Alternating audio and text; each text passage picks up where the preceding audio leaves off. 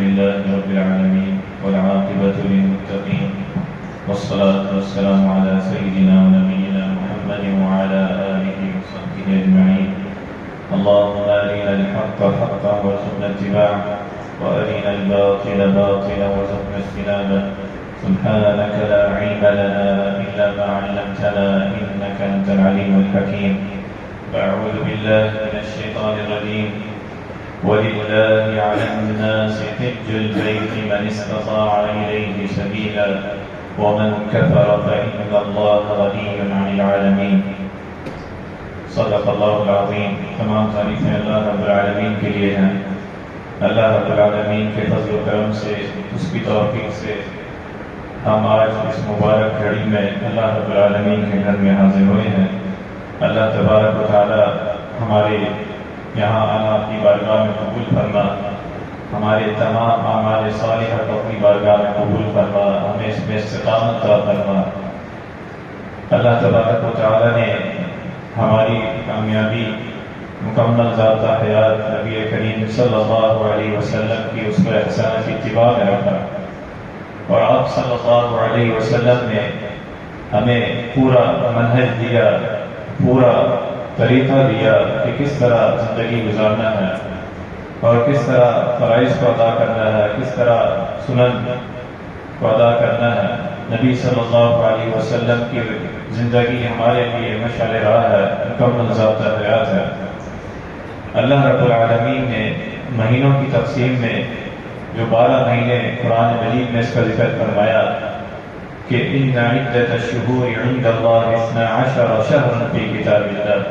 کہ 12 مہینے ہیں جس میں سے 4 حرمت والے ہیں، منہا 4 حرم. اور نبی کریم صلی اللہ علیہ وسلم نے ان حرمت والے مہینوں کے بارے میں اپنی حدیث میں ہمیں رہنمائی دی کہ یہ جو حرمت والے مہینے ہیں 12 مہینوں میں سے ایک ذوالقعدہ، ذوالحجہ اور محرم، اور چوتھا جو ہے وہ رجب کا مہینہ ہے، جو 4 حرمت والے ہیں. فرمایا ان مہینوں میں فلا تظلموا فیہن انفسکم، کہ یہ حرمت والے اس میں اپنے آپ پر ظلم نہ کرو، نہ قتال کرنا، نہ ایک دوسرے کو مارنا، کیونکہ ان حرمت والے مہینے جس کا آئندہ سے اس کا آغاز ہوگا ذوالقعدہ کا. مقصد یہ بتایا کہ حاجی جو ہے وہ سفر حج میں جاتے ہیں اور اپنی تیاری کر کے وہ اللہ رب العالمین کے گھر کی طرف سفر کرتے ہیں جس کا اللہ رب العالمین نے فرضیت کی ہے. فرمایا وَلِلَّهِ عَلَى النَّاسِ حِجُّ الْبَيْتِ مَنِ اسْتَطَاعَ إِلَيْهِ سَبِيلًا، کہ اس گھر کی زیارت، اس کی طرف جانا،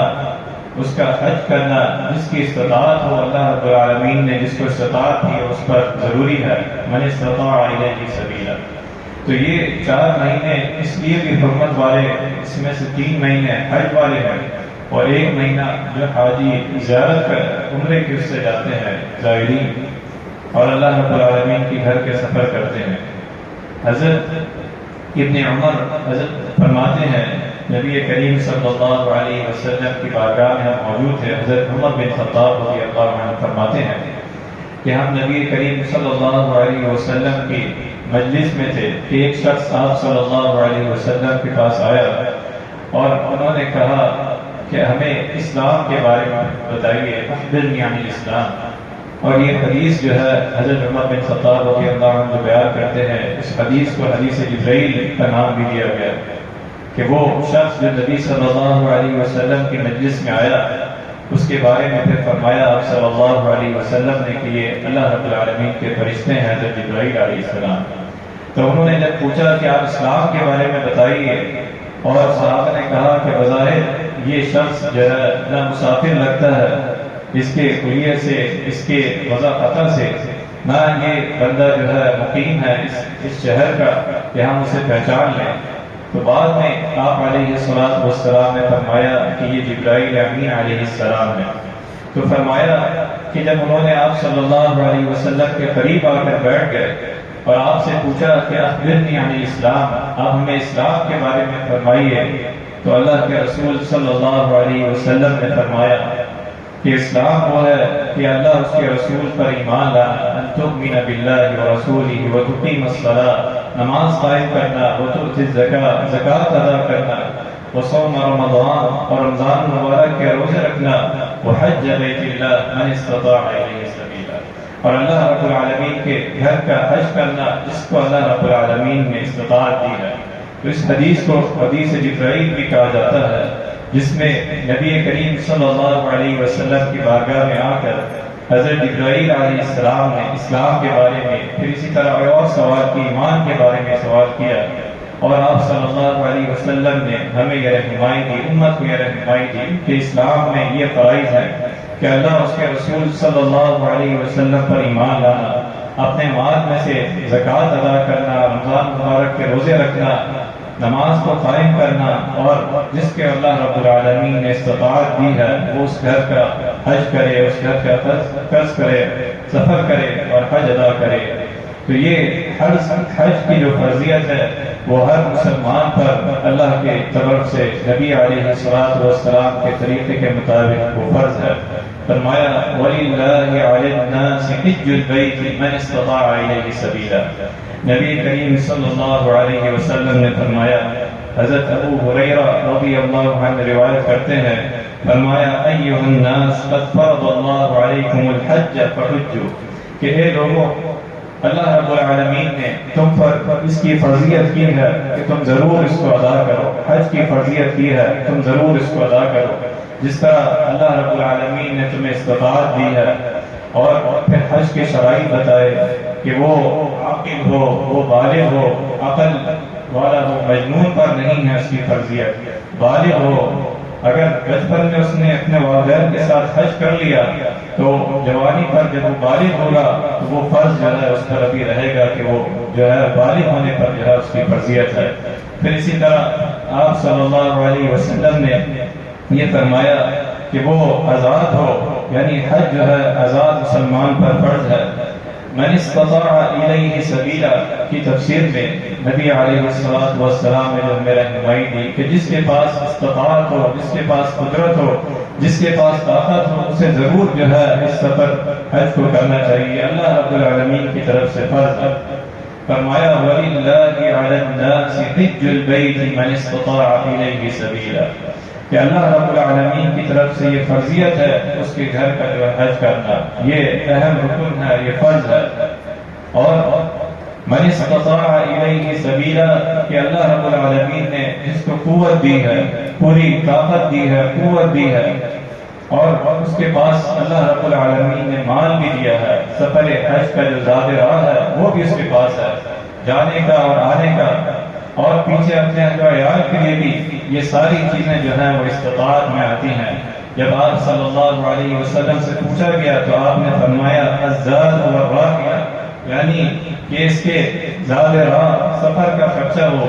جانے آنے کا خرچہ ہو، اور وہ قدرت بھی رکھتا ہو، مکمل طاقت رکھتا ہو، تو یہ اس پر جو ہے ضرور اسے اپنی زندگی میں سب سے پہلی فرصت میں اسے یہ حج کی جو ہے فرضیت اس کو نبھانا ضروری ہے۔ فرمایا وَلِلَّهِ عَلَى النَّاسِ حِجُّ الْبَيْتِ مَنِ اسْتَطَاعَ إِلَيْهِ سَبِيلًا۔ حضرت عبداللہ بن عباس رضی اللہ عنہ کا بیان ہے کہ حجۃ الوداع کے موقع میں قبیلے کی ایک عورت آئی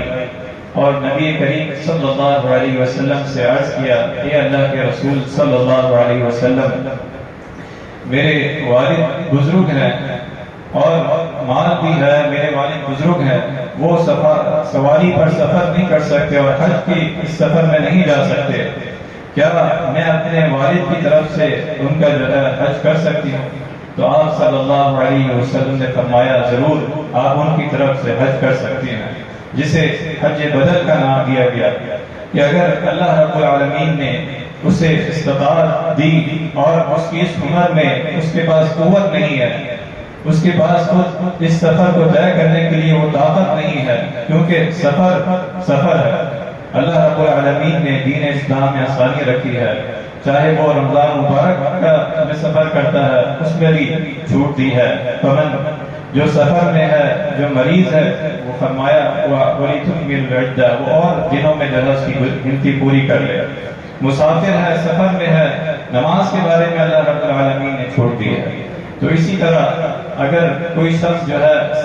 سفر ہے، اس کے پاس اتنی قوت اتنی وہ نہیں ہے، لیکن مال ہے، اس پر فرضیت ہے، تو اسے ضرور اپنی طرف سے وہ کر کے کسی کی ذمہ داری لگا کے حج بدل کروانا چاہیے۔ وہ شخص اس کو ذمہ داری دے جس نے پہلے اپنا حج فرض ادا کیا، وہ اس کی طرف سے حج بدل کرے گا۔ جس کو اللہ رب العالمین نے ابھی مال دیا، اس کے پاس مال تو ہے لیکن وہ قوت نہیں ہے، وہ سفر کرنے کا وہ نہیں ہے اس کے پاس، وہ اس کی طرف سے ان کی طرف سے حج کرے گا جسے حج بدل کہا گیا۔ تو یہ آپ علیہ الصلوۃ والسلام کی اسوہ حسنہ رہنمائی ہے۔ اور فرمایا من اراد الحج فلیتعجل، یہ بھی رہنمائی دی کہ جو حج کا ارادہ کرے، جس کے پاس استطاعت آ گئی ہو، وہ اس پر جلدی کرے، بر وقت اسے ادا کرنے کی کوشش کرے، نہ کہ اپنی اس عمر میں اپنے وقت کو ٹال مٹول کر کے غفلت میں رہے اور سستی اور کاہلی کا مظاہرہ کرے۔ کیا اس کے پاس استطاعت بھی ہے، قوت بھی ہے، مال بھی ہے، وہ کر بھی سکتا ہے، لیکن پھر بھی اگر وہ اپنے آپ کو سستی میں ڈالتا ہے تو فرمایا کہ اس سے پہلے کہ وہ کسی بیماری کا شکار ہو جائے یا کوئی اور ایسے ناساز حالات ہو جائیں تو وہ اس فرضیت کو ادا نہ کر سکے، تو فرمایا اسے سب سے پہلے اس کی فرضیت کے بارے میں اس کو ادا کرنا چاہیے۔ اللہ رب العالمین کی طرف سے فرض ہے۔ پھر آپ صلی اللہ علیہ وسلم نے حج کے فضائل بیان فرمائے، جو ہر صاحب ایمان جس کے اندر ایمان و اطاعت و فرما برداری ہے، وہ اس کا جذبہ ہے کہ اللہ رب العالمین اس نے ایک فرض ادا کیا، ایک دفعہ اللہ رب العالمین کے گھر گیا تو بار بار اللہ رب العالمین اس کو بلائے۔ یہ ہر مسلمان کی ایمان کا حصہ ہے کہ وہ اللہ رب العالمین کے گھر کی زیارت کرے۔ اس کے فضائل بیان فرمایا کہ الحج المبرور لیس له جزاء الا الجنہ، کہ حج مبرور کی جزا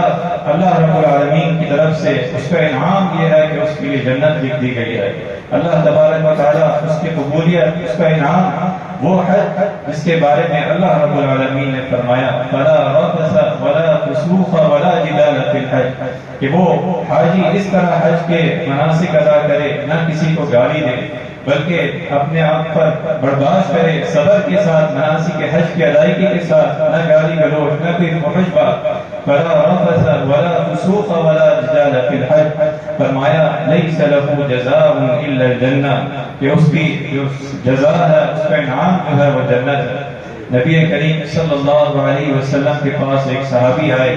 اور فرمایا کہ میرے دل میں اللہ رب العالمین نے جو ہے اسلام کی اپنی محبت ڈالی ہے، تو وہ بتاتے ہیں کہ میں آپ علیہ الصلوۃ والسلام کی بارگاہ میں اسلام قبول کرنے آیا، لیکن میں نے آپ سے پوچھا کیا میرے گناہ معاف ہو جائیں گے، پچھلے گناہ اسلام سے پہلے، قبولیت سے پہلے؟ تو اللہ کے رسول صلی اللہ علیہ وسلم نے فرمایا اما علمت ان الاسلام يهدم ما كان قبله، کیا تمہیں نہیں پتا کہ اسلام اطاعت و فرما برداری جب قبول کر لو گے، اسلام میں آ جاؤ گے، تو اس سے پہلے کہ جو تمہاری خطائیں ہیں، گناہ ہیں، وہ دھل جائیں گے، وہ معاف ہو جائیں گے۔ پھر فرمایا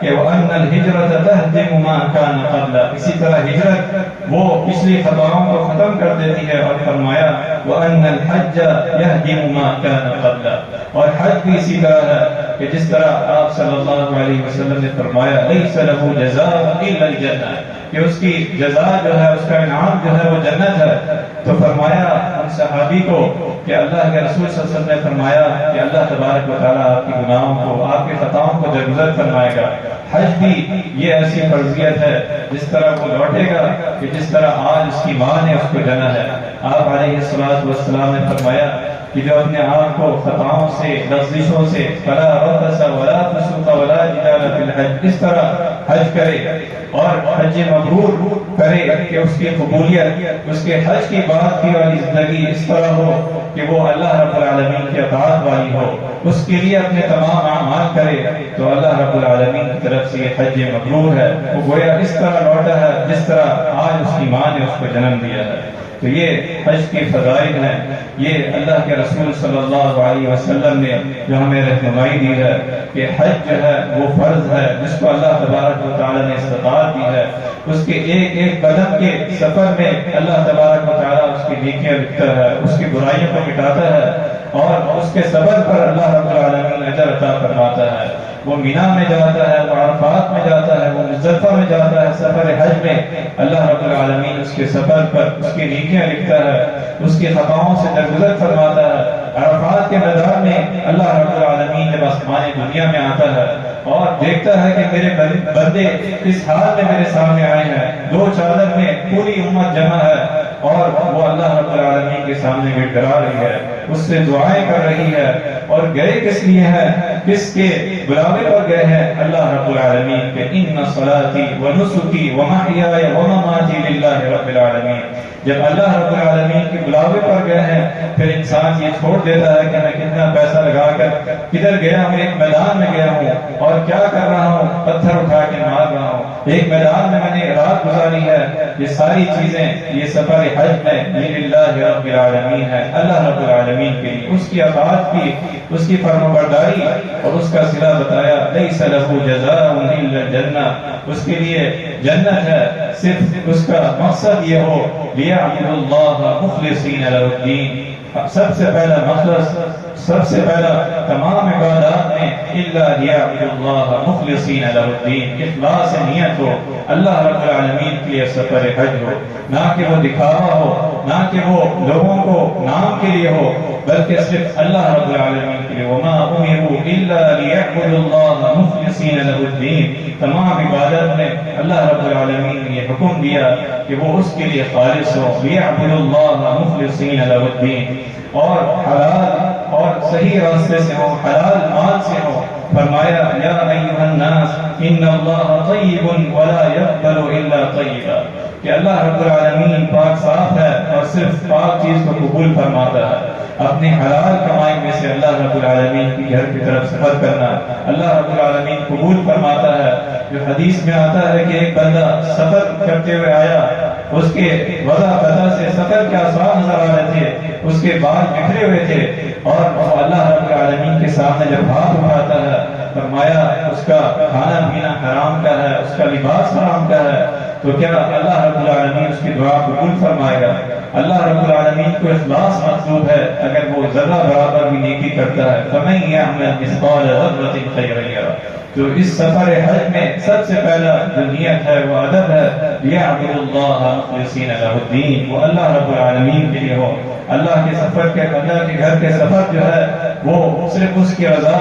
اس کی اطاعت، وہ فرمانبرداری اور پھر نبی صلی اللہ علیہ وسلم کی اسوہ حسنہ کے مطابق ہو۔ آپ صلی اللہ علیہ وسلم نے فرمایا من حج فلم يرفث ولم يفسق رجع كيوم ولدته امه، کہ جس نے حج کیا اور اس دوران کوئی بے رتبی، کوئی نافرمانی، کوئی ایسی وہ نہیں حرکت کی، تو فرمایا اس نے ایسے لوٹا جیسے آج اس کی ماں نے اس کو جنم دیا ہے۔ سفر بظاہر ہمیں لگتا ہے کہ آج آسانی ہے، لیکن سفر ہے۔ جس طرح اللہ رب العالمین نے ہر سفر میں آسانی دی ہے، چاہے وہ رمضان مبارک میں سفر کر رہا ہو، چاہے وہ کسی اور اپنے مقصد کے لیے سفر کر رہا ہو، اس میں بھی نماز میں جو ہے وہ کمی کی ہے۔ اسی طرح سفر حج بھی جو ہے وہ حاجی جب نکلتا ہے اپنے گھر سے، یہ ایک سفر ہے اللہ رب العالمین کے لیے اخلاص کے ساتھ۔ وہ جب ہر منزل میں سفر کرتا ہے، اپنے مسلمان بھائیوں کی تکلیف سے اس سے درگزر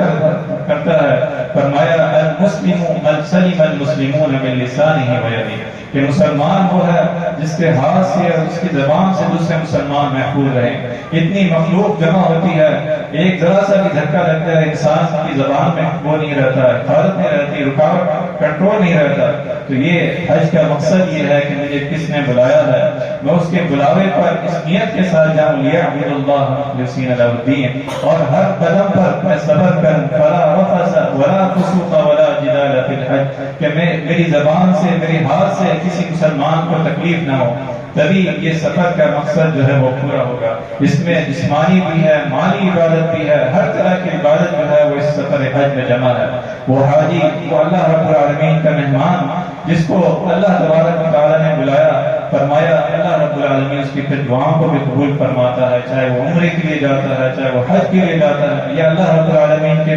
بلاوے پر وہ حاضر ہوتا ہے۔ اللہ تبارک و تعالیٰ کے گھر کا مہمان ہے، اللہ رب العالمین اس کی جو بھی آتی ہے اس کو ضرور قبول فرماتا ہے۔ اور اس سے بڑھ کر کیا ہوگی کہ فرمایا کہ جب وہ واپس آیا حج مبرور قبولیت والا وہ عمل اس کی زندگی بدل گئی، اور اللہ رب العالمین کے اس کا ایسا ہو گیا عمل کہ وہ آج اس کی ماں نے اس کو جنا ہے۔ تو یہ اللہ تبارک و تعالیٰ کی طرف سے جو فرضیت ہے اس کو سمجھ کے، اس کا مقصد سمجھ کے، اس کی فضائل اہمیت سمجھ کے جو اللہ رب العالمین کی طرف سے جن کا بلایا ہوا ہے وہ ضرور ان مقاصد کو سمجھ کر صبر کے ساتھ، استقامت کے ساتھ، اور سب سے بڑا مقصد یہ ہے قل ان صلاتی و نسکی و محیای و مماتی للہ،